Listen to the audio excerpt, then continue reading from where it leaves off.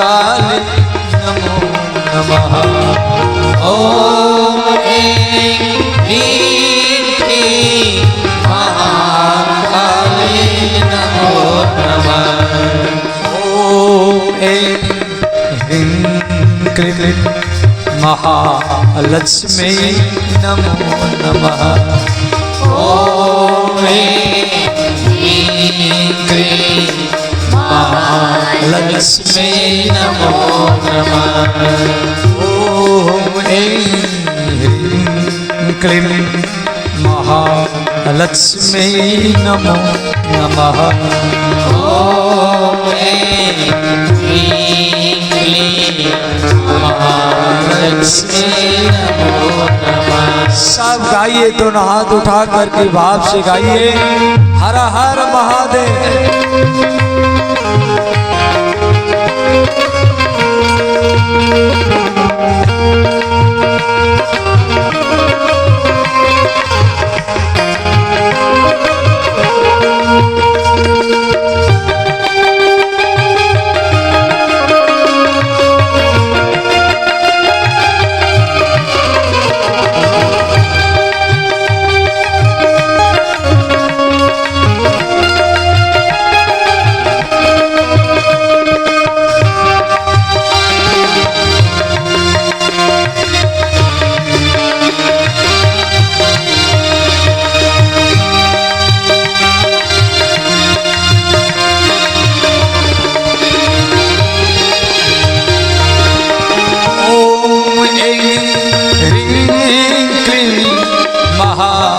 देव्यै नमो नमः। ओम ऐं ह्रीं क्लीं महादेव्यै नमो नमः। ओम ऐं ह्रीं क्लीं महादेव्यै नमो नमः। ओम ऐं ह्रीं क्लीं महादेव्यै नमो नमः। ओम ऐं ह्रीं क्लीं दुर्गा देव्यै नमो नमः। ओम ऐं ह्रीं क्लीं दुर्गा देव्यै नमो नमः। ओम ऐं ह्रीं क्लीं दुर्गा देव्यै नमो नमः। ओम ऐं ह्रीं क्लीं दुर्गा देव्यै नमो नमः। सब गाइए, दोनों हाथ उठा करके भाव से गाइए।